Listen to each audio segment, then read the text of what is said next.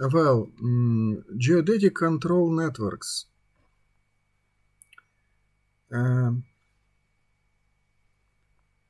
Every country in the world should have must have specific points in landscape with coordinates measured with high accuracy. So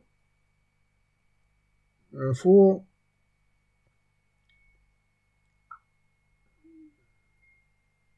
every country begin to the work of on mapping their territory separately. So every country decide to use different ellipsoids. For example, you can see Hong Kong, Iran use Hayford ellipsoid, Central America Clark ellipsoid, Great Britain use Airy ellipsoid, Soviet Union and I think that all post-communist states use Krasovsky ellipsoid. All these ellipsoids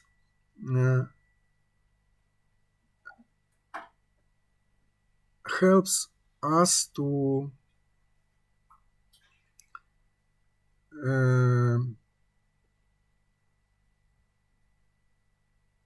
project to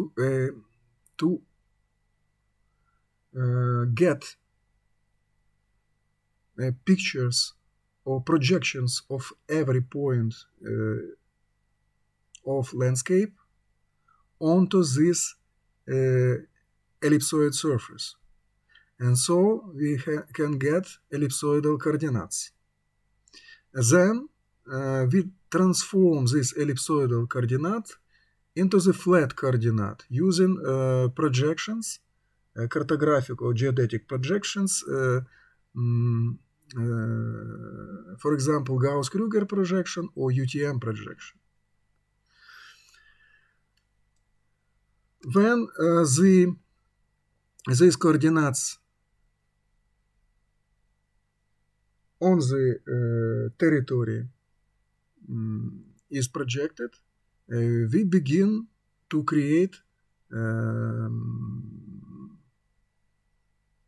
geodetic control network for support all mapping works inside a country. So we have several hundred of local horizontal datums, probably for every country, maybe for a big region of a country. The reason of the situation is obvious. Different local ellipsoids with varying position and orientation had to be adopted to best fit the local mean sea level in different countries or regions. An example is the Potsdam datum. You can see in the picture the local horizontal datum used in Germany. This fundamental point, you can find it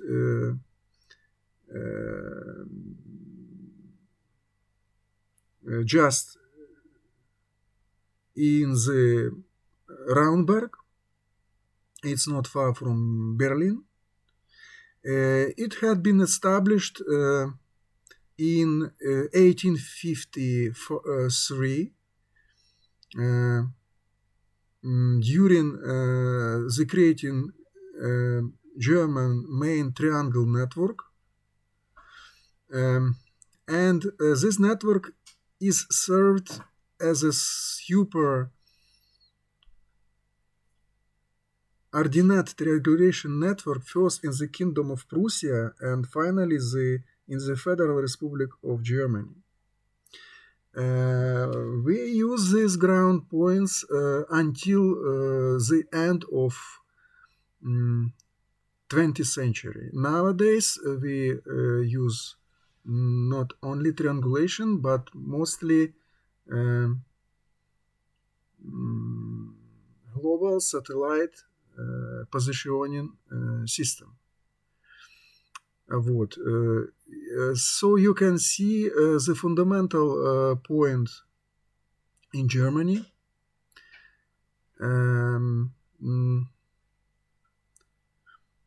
We can determine the latitude and longitude of any other point in Germany with respect to this local horizontal datum using geodetic positioning techniques such as triangulation and trilateration. The result of this process will be the geographic or horizontal coordinates, latitude and longitude of the new point in the Potsdam datum.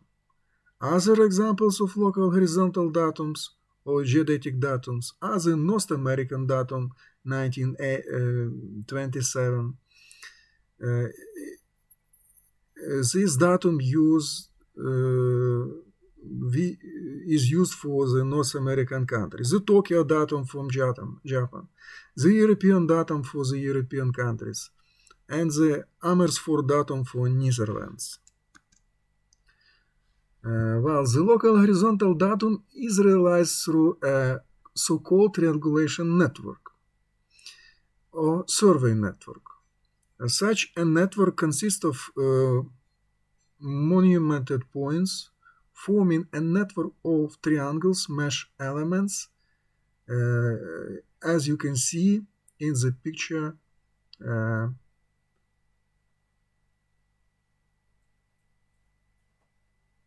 at the right side of the slide. The angles in each triangle are measured in addition to at least one side of a triangle. The fundamental point is also a point in the triangulation network. The angle measurements and the adopted coordinates of the fundamental points are then used to derive geographic or geodetic coordinates, latitude and longitude for all mounted points of the triangulation network. Within this network, users don't need to start from scratch, from the fundamental point, in order to determine the geographic coordinates of a new point. They can use the monument of the triangulation network that is closest to new point. The extension and remeasurement of the network is nowadays done through satellite measurements. Here you can see old primary triangulation network in the Netherlands, made up of 77 points, mostly church towers. The extension and remeasurement of this network now we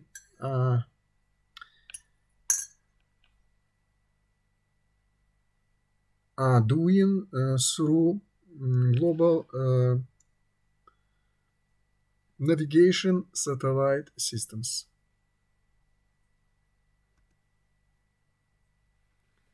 Computations of and let me see the main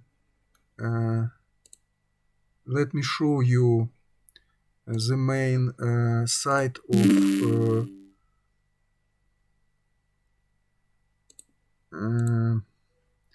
European GNSS agency.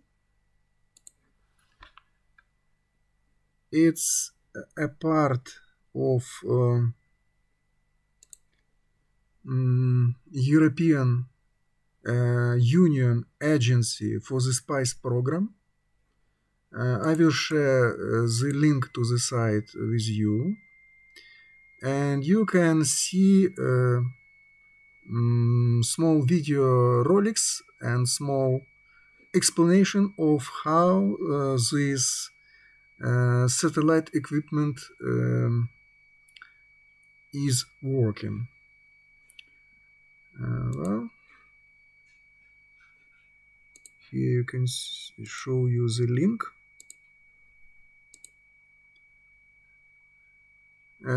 Have you got the link? Have you got the link? Hello? No sound. Yes. Well, I like the site European so-called Galileo project that is alternative to North American GPS constellation of satellites. Here you can see, let's try to see. Have you seen my browser in your screen?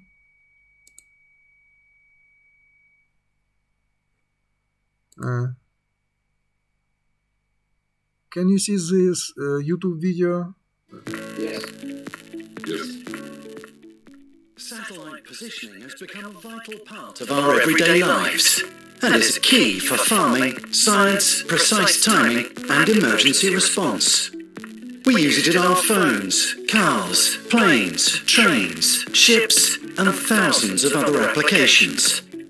Initially it was powered by an American system, GPS or Global Positioning System. A few years later, a Russian system, GLONASS, was introduced.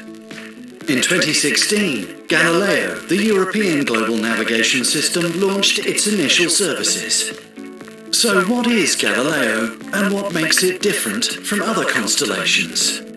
Galileo is a European state-of-the-art system that provides highly accurate, guaranteed global positioning and super-precise timing. Once fully deployed, Galileo will consist of 24 operational satellites and 6 in-orbit spares, 23,000 kilometers above the Earth, supported by a range of terrestrial sensor stations and control centers around the world. Galileo is autonomous, but also interoperable with existing satellite navigation systems, and many devices combine 2 or 3 constellations to increase accuracy and reliability. While it can work with other systems, Galileo is unique.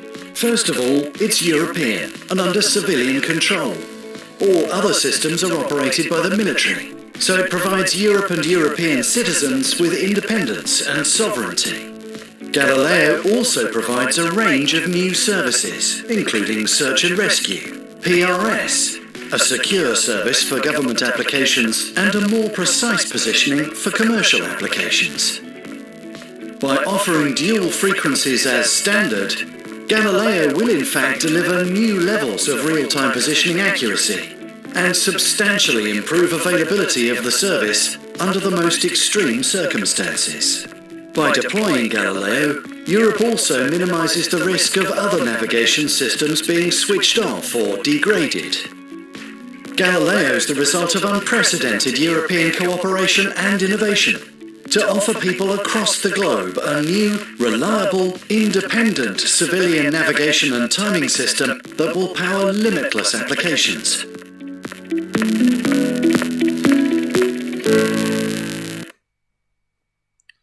Well, if you have heard this text and the video is very short, so you can understand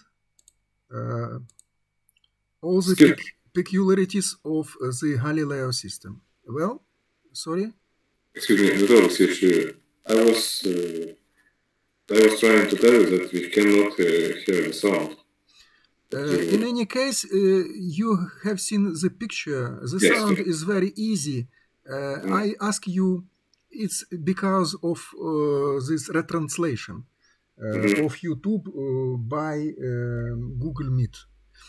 So I ask you to search this video yourself later, and the text is very easy and interesting, and they have a few another short video clips on the European Agency of Global Navigation System, and you can learn yourself all the peculiarities of this project. Let's move on.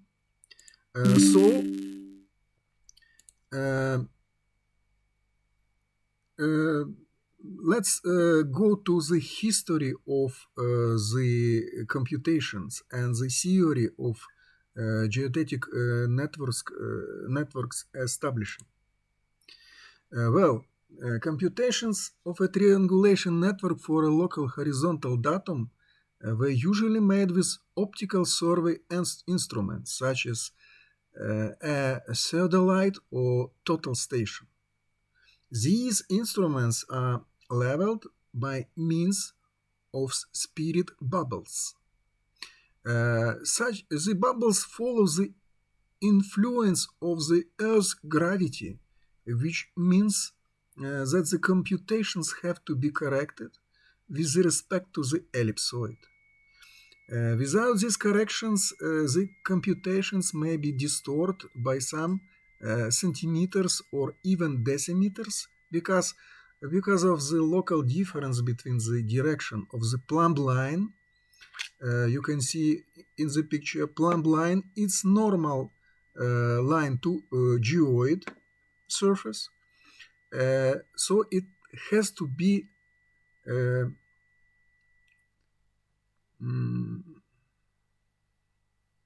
recounted to the normal to ellipsoid. You can see the small angle, deflection of vertical, but this angle can lower the quality of our geodetic works. So we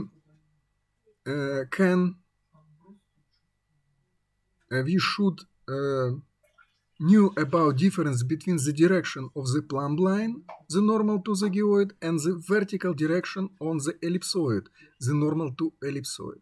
This difference in direction is known as deflection of the vertical. Gravity measurements are used to determine these vertical deflections. Satellite-based measurements, for example, GPS or GLONASS or Galileo, are not involved with these vertical deflections because the GPS receiver directly relates the measurement to the reference ellipsoid. So the angle between normal to the geoid and the normal to the ellipsoid, you know that the normal, it is a line that goes through the surface with the right angle of 90 degrees. This deflection of the vertical, the angle is exaggerated to illustrate it. Vertical deflections are caused by geoid undulations and amount to 10 seconds at the flat areas or up to 50 seconds in steep mountain slopes. Horizontal geodetic control networks. Geodetic control network, also we can use the terms geodetic network, reference network, control point network, or control network. All these terms are synonyms. Is a network often of triangles which are measured precisely by techniques of control surveying, such as terrestrial surveying or satellite geodesy. A geodetic control network consists of stable, indefinable points with published datum values derived from observations that tie the points together. Classically, a control is divided in the horizontal x, y, and vertical z controls, components of the control. However, with the advent of satellite navigation system, in particular GPS, this division is becoming obsolete. Well, while when we will see the method of horizontal geodetic control and vertical geodetic control networks creation, you can see the difference of techniques, and that is why the points of these geodetic control networks are different for vertical control and horizontal control. As it have been mentioned before, horizontal geodetic control points often is on the tops of churches, cathedrals, or mountains, or another high buildings. It because these points can be observed from height, from big distances. So we need now create a huge amount of control points. Well, many organizations contribute information to the geodetic control network. The higher order in different countries, we have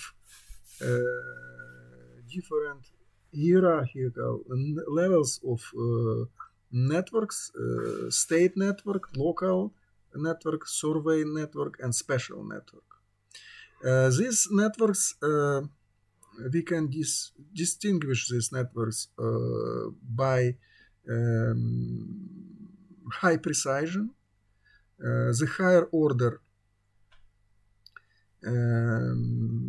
geodetic control networks has high precision, usually millimeter to decimeter on a scale of continents. So it's very good accuracy. Control points are normally defined in both space and time using global or spite techniques, and are used for lower order points to be tied into. The lower order control points are normally used for engineering, construction, and navigation.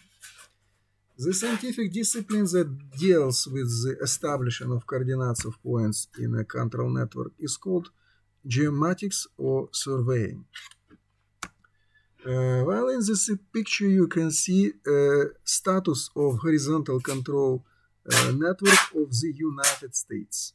You can see triangles that connect east and west coast of the US.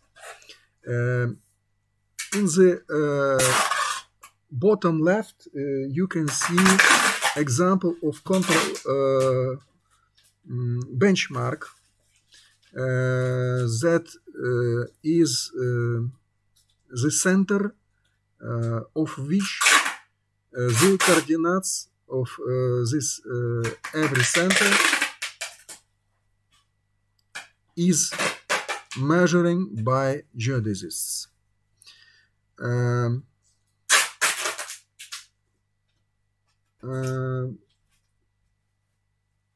Let's move on. Here you can see the small part of the triangulation network. In this network we can see kind of mathematical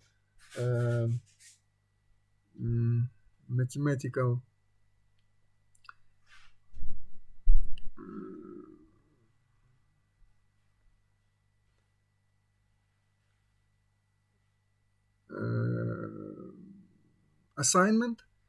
We know data of length of baseline AB, you can see the points with clear coordinates. We know about coordinates of points A and B. So also we can calculate the length of baseline or measure it on the ground using geodetic techniques. Then also we know the latitude and longitude of points A and B. These latitudes and longitudes can be get from GPS receivers now, and in the historical period they use astronomical observation. Also we know the azimuths of line AB.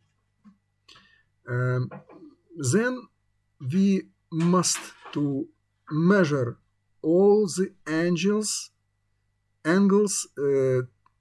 to new control point. For example, control point C. So all the angles in this network must have measured.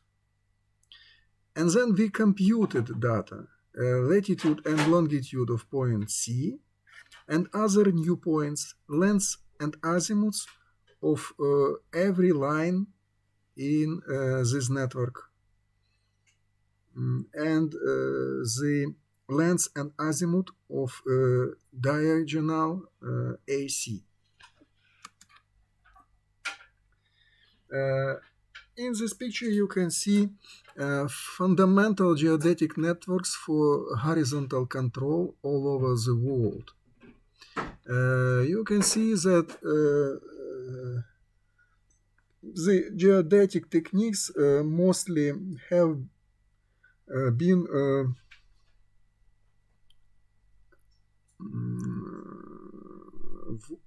so European governments take huge care of accuracy, and they create big density, high density of geodetic networks in the Europe.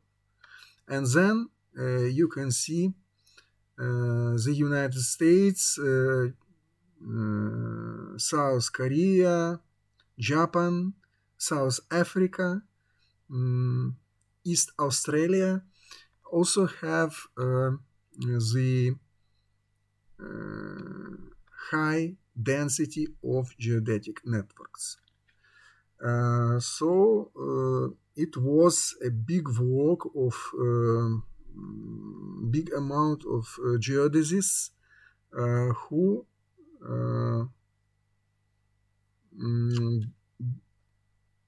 gave us the possibility to use these coordinates for different purposes. For example, launching space shuttles, for making all huge engineering projects, creating highways, railroads, etc. Well, in surveying, triangulation is the process of determining the location of a point by measuring only angles to it from known points at either end of a fixed baseline by using trigonometry rather than measuring distances to the point directly as in trilateration. The point can then be fixed as the third point of a triangle with one known side and two known angles. Triangulation can also refer to the accurate surveying of systems of very large triangles, called triangulation networks. This followed from the work of Willibrord Snail in the 1613 1617. He showed how a point could be located from the angles subtended from three known points, but measured at the new unknown point rather than the previously fixed points. The such problem called resectioning. Surveying error is minimized if a mesh of triangles at the largest appropriate scale is established first. Points inside the triangles can all then be accurately located with reference to it. Such triangulation methods were used for calculate large-scale land surveying until the rise of global navigation satellite system. In the picture at the bottom of the slide, you can see triangulation of Kodiak Island in Alaska, 1929.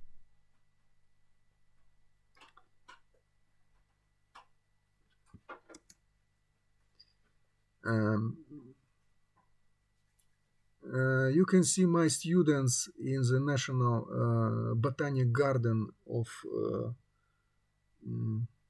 Glushko, Academic Glushko. They are working with theodolites and use the metal cover of canalization network as a control point, and you can see the blue cross on this cover.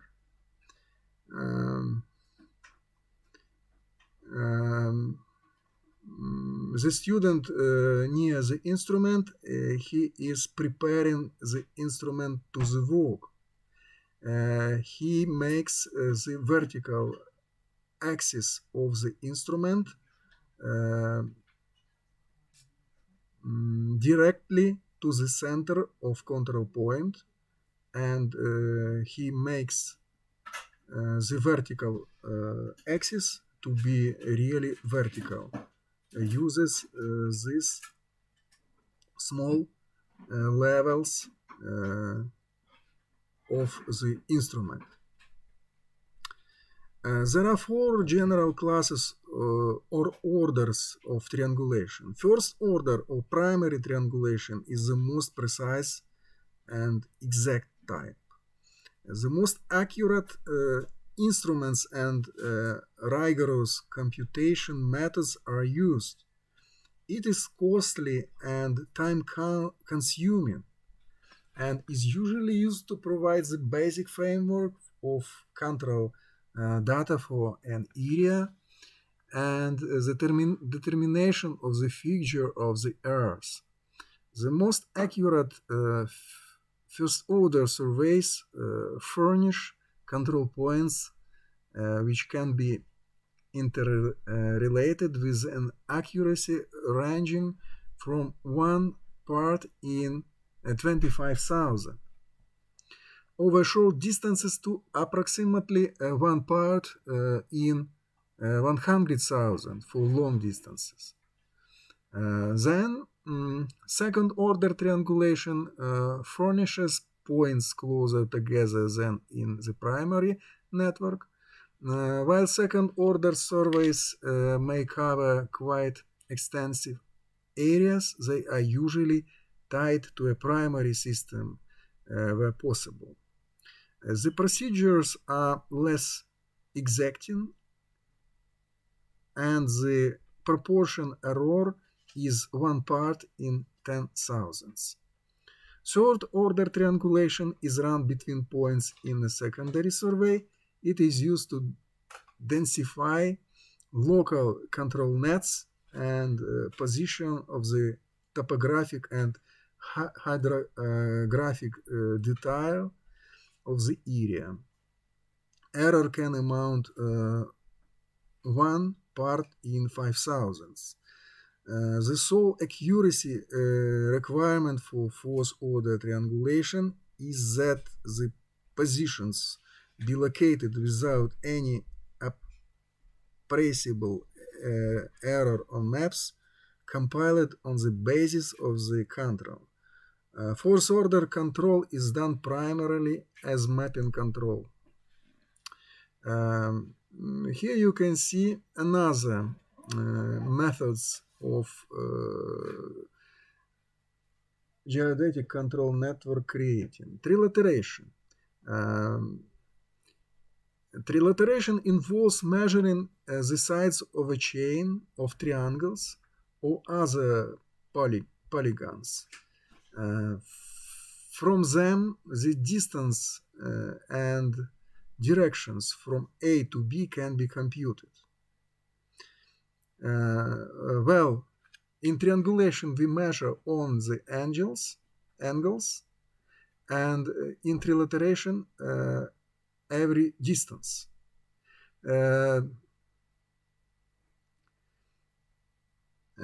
Trilateration is the use of distances or ranges for determining the unknown position coordinates of a point of interest, often around Earth. This means geopositioning. Well, while using the constellation of geodetic satellites, we are measuring pseudo distances from these satellites to our antenna of our receiver.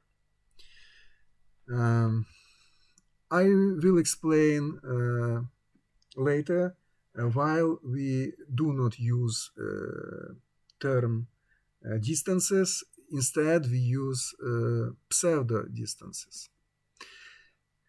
Well, when more than three distances are involved, it may be called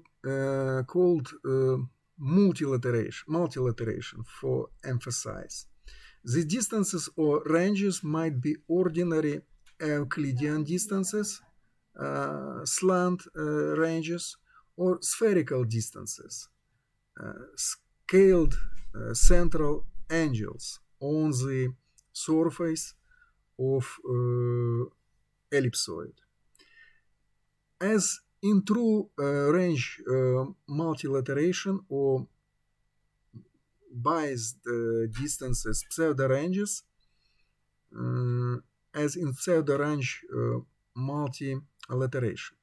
Trilateration or multilateration should not be confused with triangulation, which use angles for positioning and direction finding,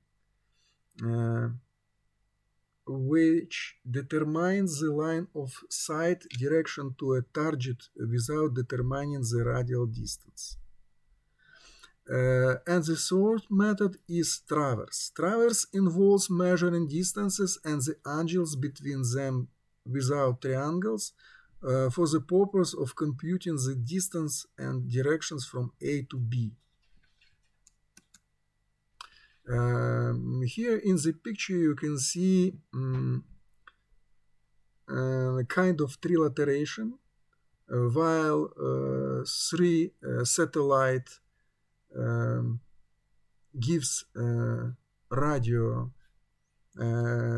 waves, makes signals, and these signals goes through space with high velocity, and in the moment when these signals reach the antenna, we can imagine a few spheres with the centers in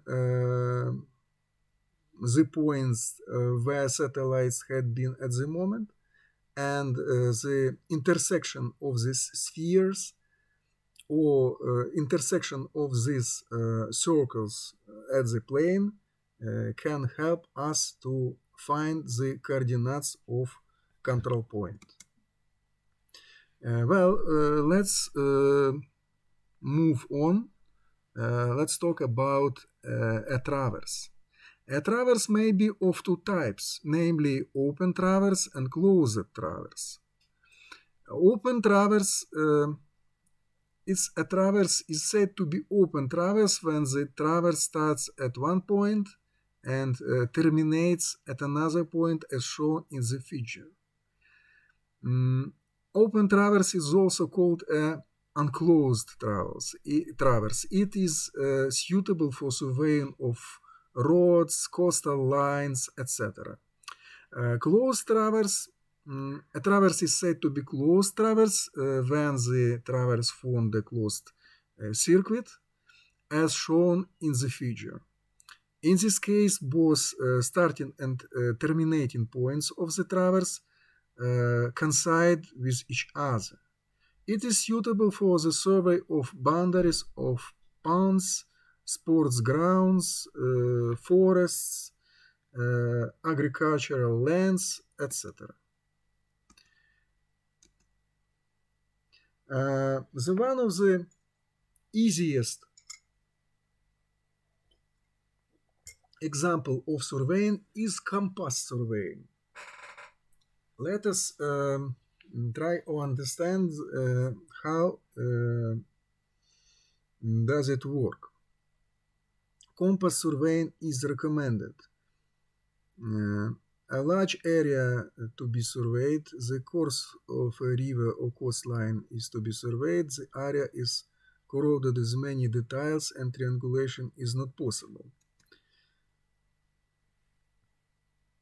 Compass surveying is not recommended for areas where local attraction is suspected due to the presence of magnetic substances like steel structures, iron ore or deposits, electric cables conveying current, and so on. While traversing, surveying which involves a series of connected lines is known as a traversing. The sides of the traverse are known as traverse legs. In traversing, the lengths of the lines are measured by chain and the directions are fixed by compass or theodolite or by forming angles with chain and tape. Historically, we have different kind of traversing: chain traversing, compass traversing, theodolite traversing, and plane table traversing. Chain traversing is done by taking linear measurements only. Hence, chain or tape is enough for chain traversing. The angle between the adjected traverse lines is measured using the chain angles concept. Chain traversing is performed in areas such as ponds, etc.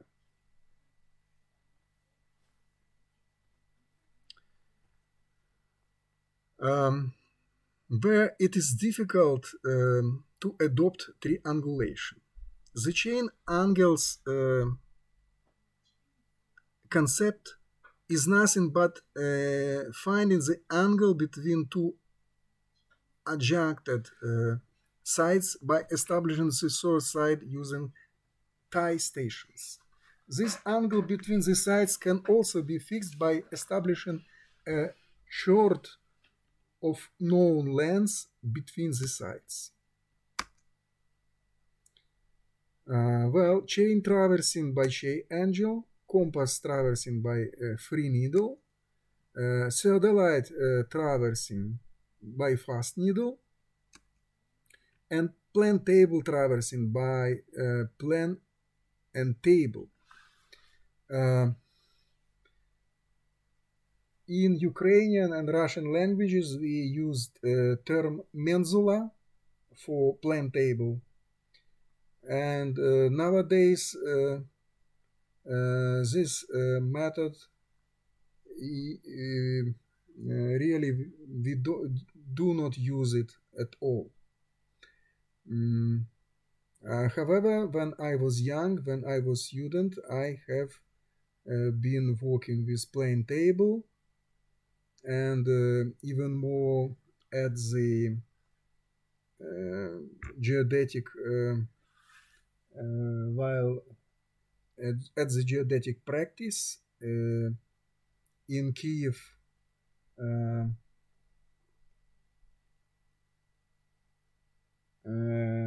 Geodetic expedition. I have been taking part in plane table traversing of railroad stations. For example, railroad station of Motovilovka, not far from Fastiv. Compass traversing. In this case, in the case of compass traversing, both linear and angular measurements of traverse line are taken by using chain and prismatic compass respectively. Both fore-bearing and back-bearing are measured and required corrections for local attraction are applied. If any closing error is obtained while plotting of traverse, then Bowditch rule is applied for the adjustment of error. Another theodolite traversing. In the case of said theodolite traversing, the linear measurements are done by using chain or stadium method, and angular measurement are done by theodolite. You can see in the picture a person with digital theodolite.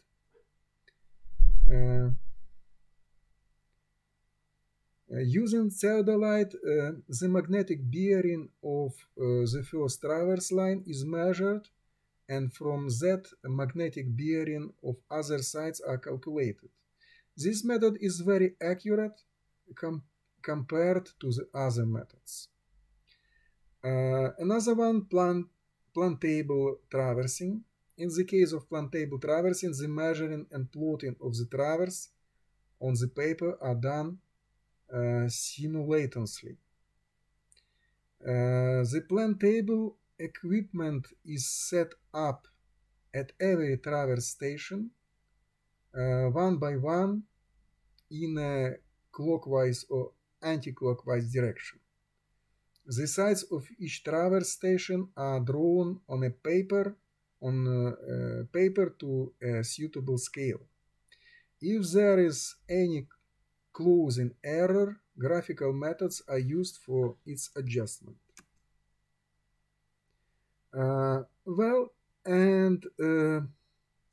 We should give now a few terms explanation for going further in our education process. First term is true meridian.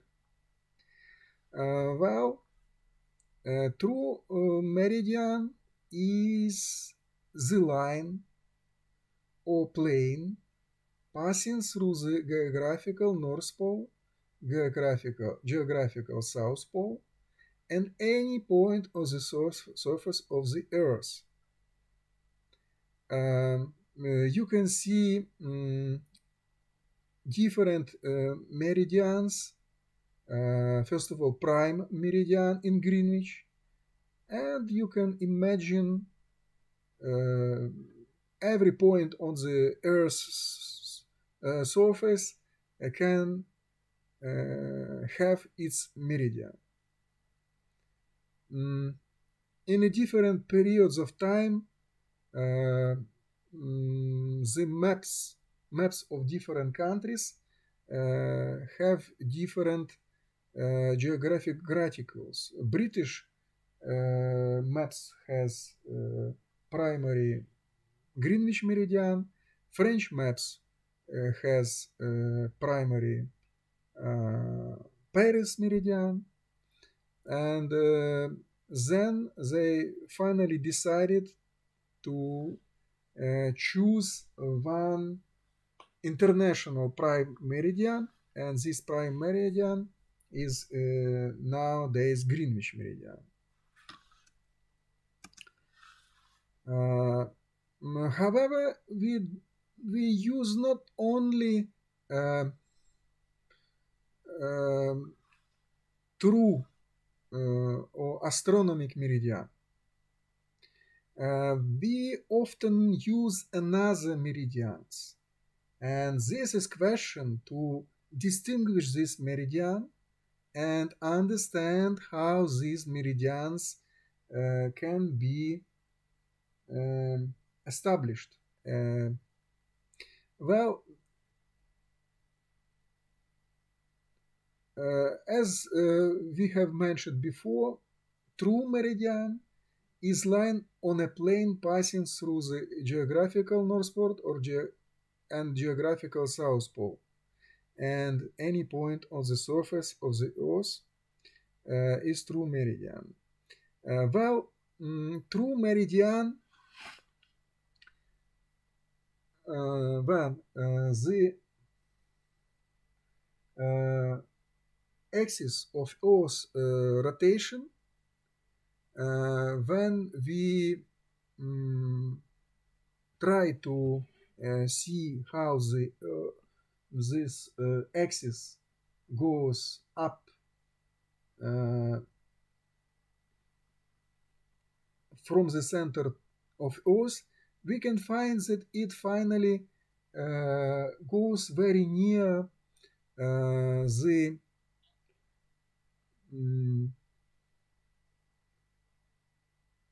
biggest star in small bear constellation of stars, and this star, so-called polar star, is very close to the axis of the Earth's rotation. That is why the plan of true meridian can be found on the territory in the night time, while we can see polar star. Another option of finding the true meridian plane is observation of the sun when the sun goes up from the east to west.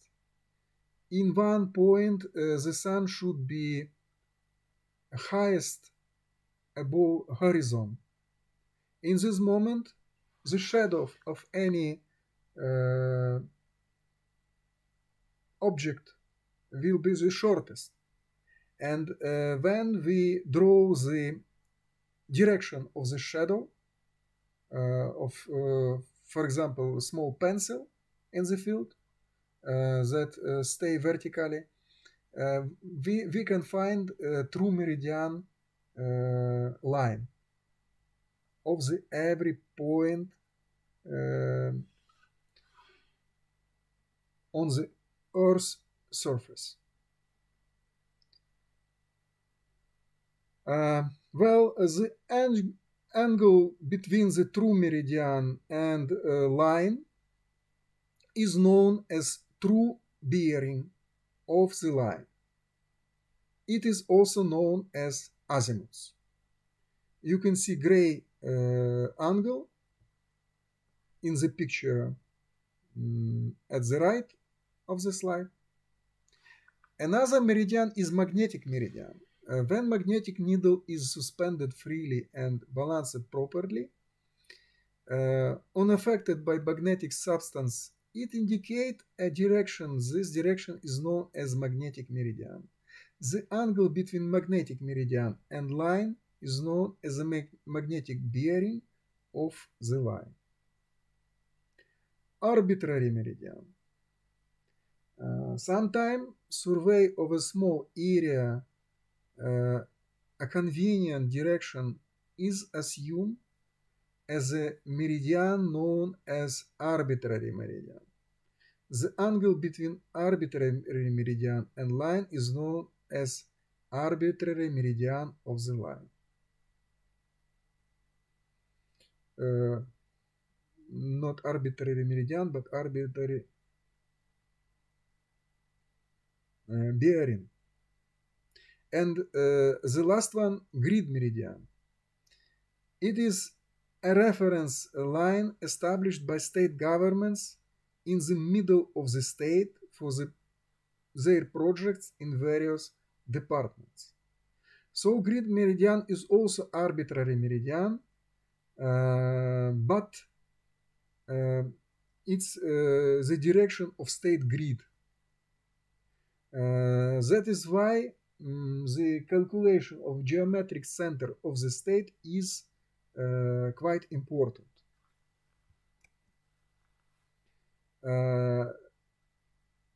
Often we can distinguish azimuths and bearings. Surveyors express angles in several ways. When specifying directions, as it's done in the preparation of property survey, angles may be specified as bearings or azimuths. A bearing is an angle less than 90 degrees within a quadrant defined by the cardinal directions. An azimuth is an angle between 0 and 360 degrees measured clockwise from north. Well, south 45, east 135.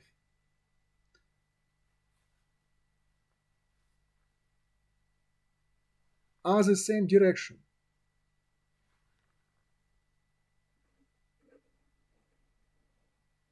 You can see this direction in the middle between south and east. So in English we can use the term south 45 east, or it's the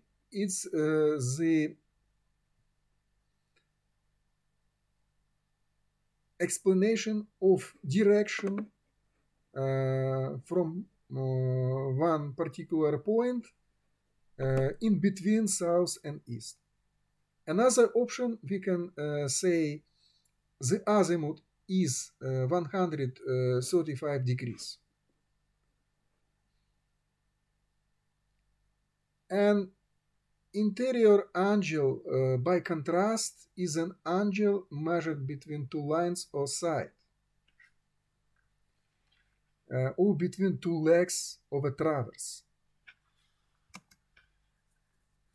Let's try to understand difference between azimuths and bearings in surveying. Well, azimuths are of the value from 0 to 360 degrees. Bearings are the value varies from 0 to 90 degrees. Azimuth represented by a numerical value. Bearing is represented by two letters and the numerical value. The angles are measured clockwise only in azimuths, and the angles are measured both clockwise and anti-clockwise or counterclockwise. And the last one, a single set of measurement is taken either from north or south in the case of azimuth. And while working with bearings, the angles can be measured either from north or south for a single survey.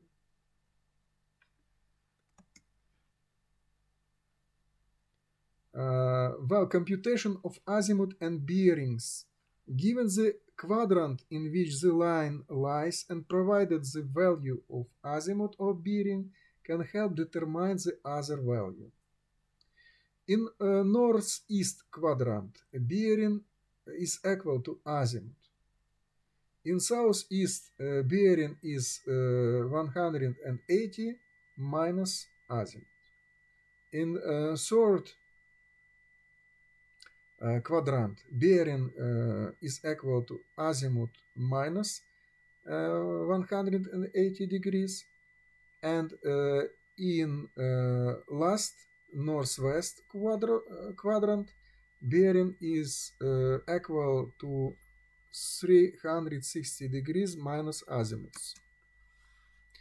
Well, an azimuth is an Arabic word romanized as as-sumut. Literally, we can translate it to English as the direction. So an azimuth is an angular measurement in a spherical coordinate system. More specifically, it's a horizontal angle from a cardinal direction, most commonly north. Here you can see in example of astronomical measurements, you can see the azimuth is an angle between the direction to the north and to the direction of the star over horizon.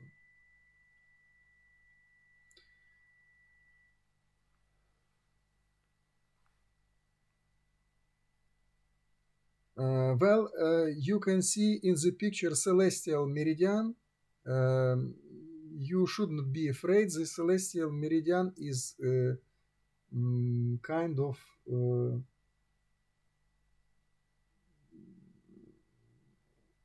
it's a path of any plan that contains north and south pole. So it's kind of continuum of geographical meridian. So when we stay in particular point at on the Earth's surface, in point of observation, our geographical meridian and celestial meridian will be the same. However, celestial meridians, we use them for astronomical observations. In the historical period of time, this equipment, astrolabe or astrolabes, is an ancient astronomical instrument that was a handheld model of the universe. Its various functions also make it an elaborate inclinometer and an angular calculation device capable of working out several kinds of problems in astronomy. In its simplest form, it is a metal disc with a pattern of wires, cutouts, and performations that allows a user to calculate astronomical positions precisely. Historically used by astronomers, it is able to measure the altitude above the horizon of a celestial body day or night. It can be used to identify stars or planets, to determine local latitude given local time, to survey or to triangulate. It was used in classical antiquity, the Islamic Golden Age, the European Middle Ages, and the Age of Discovery for all these purposes. The astrolabe's importance comes not only from the early developments into the study of astronomy, but it also effective for determining latitude on a land or calm seas. Um,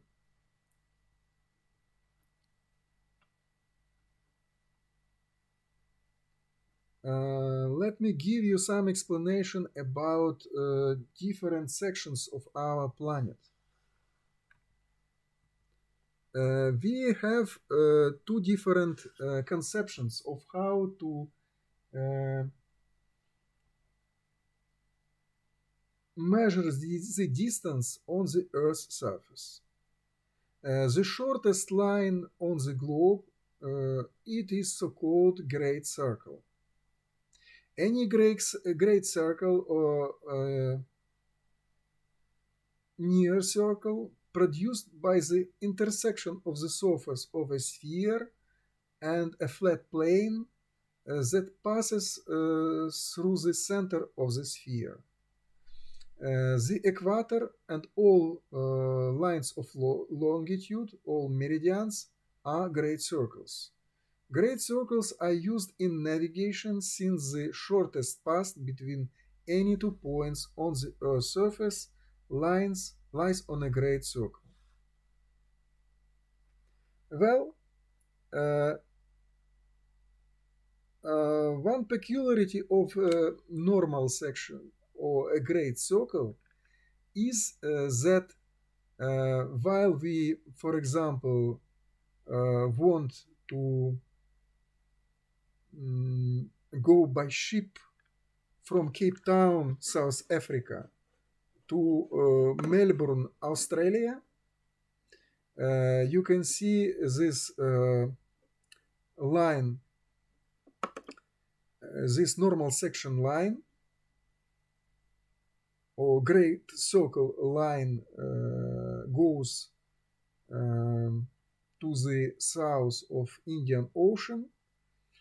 The peculiarity of this great circle line that is the azimuth of this line is different in different points of this line. The azimuth between Cape Town and Melbourne along the Geodetic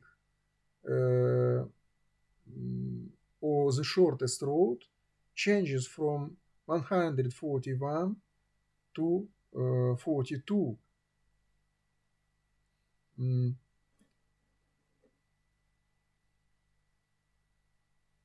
You can see this great circle is shown in azimuthal orthographic projection above and Miller cylindrical projection below. So this comparison helps to explain that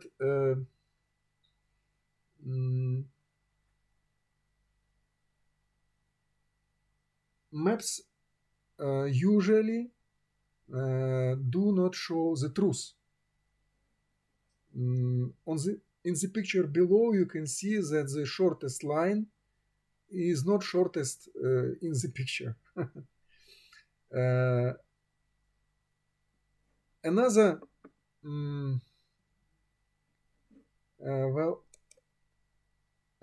line is another line.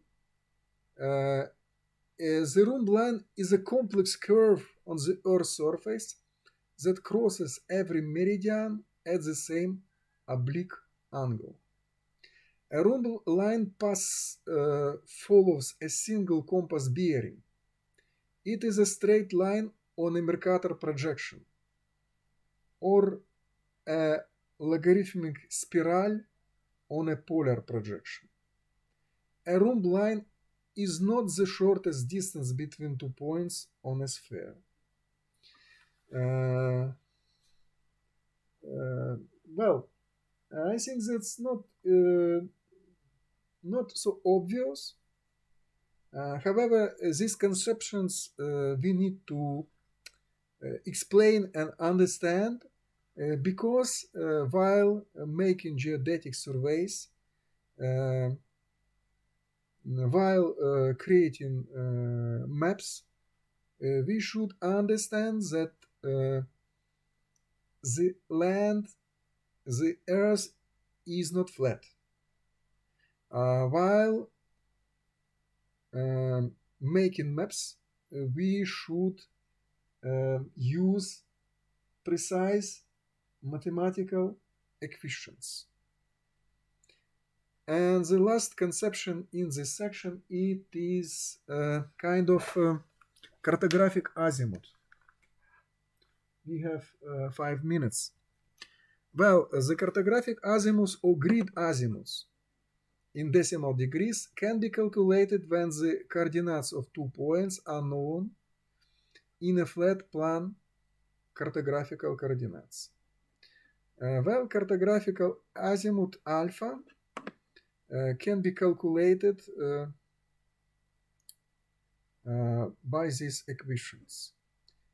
We should remark that the reference axes are swapped relative to the counterclockwise mathematical polar coordinate system, and the azimuth is clockwise relative to the north. This is the reason why the x and y axes in the above formula are swapped. If the azimuth becomes negative, one can always add 360 degrees. The formula in radians would be slightly easier. The swap at xy in contrast to the normal yx. We should remember that in geodesy we use x-axis goes from our point to the north, and the y-axis goes from our points to the east.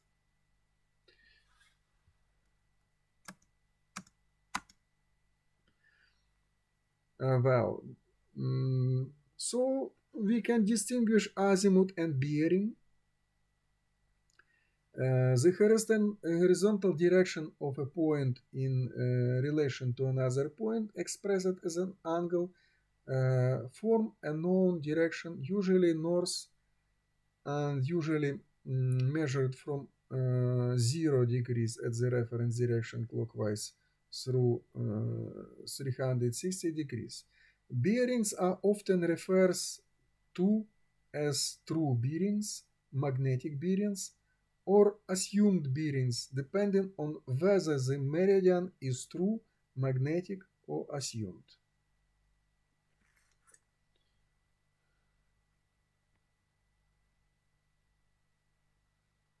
You can see arbitrary meridian or assumed direction.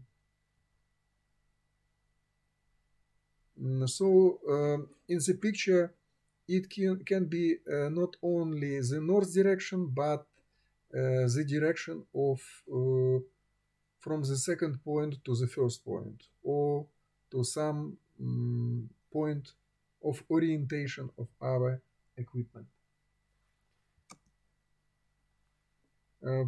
True bearing, the angle between the true meridian and the line is known as the true bearing of the line. It is also known as the azimuth.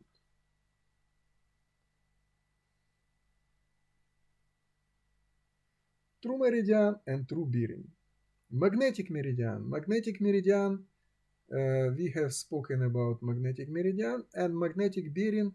The angle between the magnetic meridian and line is known as the magnetic bearing, or simply the bearing of the line. The question is that magnetic meridian and true meridian is not the equal direction. You can see all three main meridians in one picture. Assumed bearing. A bearing measured from an arbitrary chosen reference line called an assumed meridian. You can see this the direction of assumed meridian, the direction of astronomic north or true meridian. You can see the star, it means polar star in the polar hemisphere. And the magnetic north, it's a number, it's the direction of magnetic needle in compass equipment. And all these bearings has not big differences. The difference between astronomic north and magnetic north we called magnetic variation, and the difference between astronomic north and grid north, it's a mapping angle.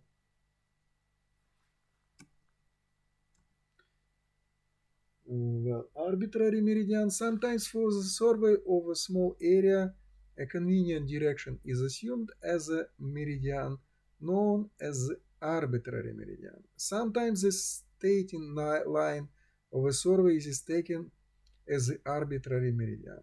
For example, while making a new building, we can establish arbitrary meridian for purposes to easy construction of this building.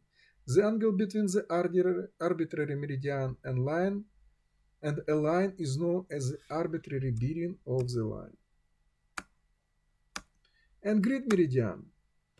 Grid meridians sometimes for preparing a map, some state agencies assume several lines parallel to the true meridian for a particular zone. These lines are termed grid lines, and the central line of the grid meridians. The bearing of a line with respect to the grid meridian is known as the grid bearing of the line.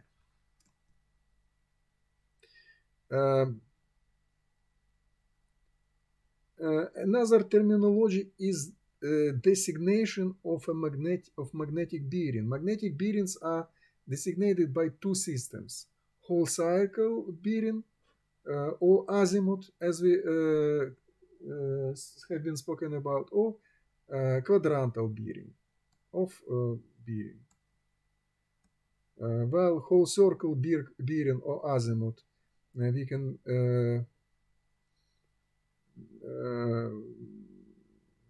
have any value between 0 and 360 is example of whole circle bearings. And quadrant bearing, northeast, southeast, southwest, and northwest, and this quadrantal bearings lies between 0 and 90 degrees. And reduced bearing. When the whole circle bearing of a line is converted to a quadrantal bearing, it is termed the reduced bearing. Thus, the reduced bearing is similar to the quadrant bearing.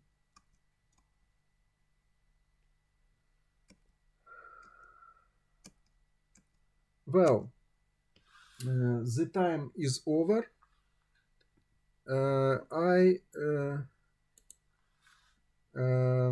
Let's stop at the reduced bearing, and the next time we will continue